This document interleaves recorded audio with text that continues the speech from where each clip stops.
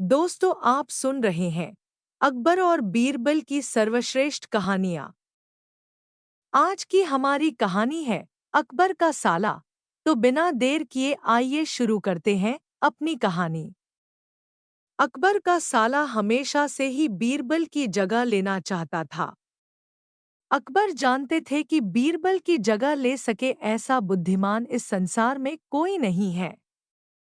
फिर भी जोरू के भाई को वह सीधी ना नहीं बोल सकते थे। ऐसा करके वह अपनी लाडली बेगम की बेरुखी मोल नहीं लेना चाहते थे। इसीलिए उन्होंने अपने साले साहब को एक कोयले से भरी बोरी दे दी और कहा कि जाओ और इसे हमारे राज्य के सबसे मक्कार और लालची सेठ सेठ दमड़ीलाल को बेचकर दिखाओ। अगर तुम यह काम कर गए तो तुम्हें बीरबल की जगह वजीर बना दूंगा। अकबर की इस अजीब शर्त को सुनकर साला अचंभे में पड़ गया।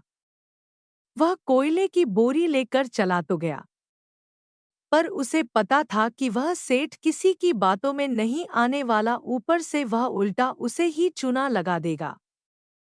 हुआ भी यही, सेठ दमड़ीलाल ने कोयले की बोरी के बदले एक ढेला भी देने से इनकार कर दिया। साला अपना सा मुंह लेकर महल वापस लौट आया और अपनी हार स्वीकार कर ली। अब अकबर ने वही काम बीरबल को करने को कहा। बीरबल कुछ सोचे और फिर बोले कि सेठ दमड़ीलाल जैसे मक्कार और लालची सेठ को यह कोयले की बोरी, क्या मैं सिर्फ कोयले का एक टुकड़ा ही 10,000 रुपए में बेच आऊंगा। यह बोलकर वह तुरंत वहां से रवाना हो गए। सबसे पहले उसने एक दर्जी के पास जाकर एक मखमली कुर्ता सिलवाया, हीरे मोती वाली मालाएं गले में डाली, महंगी जूती पहनी और कोयले को बारीक सुरमे जैसा पिसवा लिया। फिर उसने पिसे कोयले को एक सुरमे की छोटी चमकदार डिब्बी में भर लिया। इसके बाद बीरबल ने अपना भेष बदल लिया और एक मेहमान घर में रुककर इश्तिहार दे दिया कि बगदाद से बड़े शेख आए हैं, जो करिश्माई सुरमा बेचते हैं, जिसे आंखों में लगाने से मरे हुए पूर्वज दिख जाते हैं, और यदि उन्होंने कहीं कोई धन गाड़ा है तो उसका पता बताते हैं। यह बात शहर में आग की तरह फैली। सेठ दमड़ीलाल को भी ये बात पता चली। उसने सोचा जरूर उसके पूर्वजों ने कहीं न कहीं धन गाड़ा होगा। उसने तुरंत शेख बने बीरबल से संपर्क किया और सुरमे की डिब्बी खरीदने की पेशकश की। शेख ने डिब्बी के 20,000 रुपए मांगे और मोलभाव करते करते 10,000 में बात तय हुई। पर सेठ भी होशियार था। उसने कहा, मैं अभी तुरंत ये सुरमा लगाऊंगा और अगर मुझे मेरे पूर्वज नहीं दिखे तो मैं पैसे वापस ले लूंगा। बीरबल बोला, बिल्कुल आप ऐसा कर सकते हैं।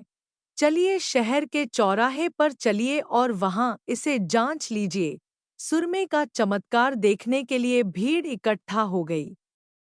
तब बीरबल ने ऊंची आवाज में कहा, ये सेठ अभी ये चमत्कारी सुरमा लगाएंगे और अगर ये उन्हीं की औलाद हैं, जिन्हें ये अपना माँ बाप समझते हैं, तो इन्हें इनके पूर्वज दिखाई देंगे और गड़े धन के बारे में बताएंगे। लेकिन अगर आपके माँ बाप में से किसी ने भी बेईमानी की होगी और आप उनकी असल औलाद नहीं होंगे तो आपको कुछ भी नहीं दिखेगा। और ऐसा कहते ही बीरबल ने सेठ की आंखों में सुरमा लगा दिया। फिर क्या था, सिर खुजाते हुए सेठ ने आंखें खोली। अब दिखना तो कुछ था नहीं, पर सेठ करे भी तो क्या करे। अपनी इज्जत बचाने के लिए सेठ ने 10,000 बीरबल के हाथ थमा दिए और मुंह फुलाते हुए आगे बढ़ गए। बीरबल फौरन अकबर के पास पहुंचे और रुपए थमाते हुए सारी कहानी सुना दी।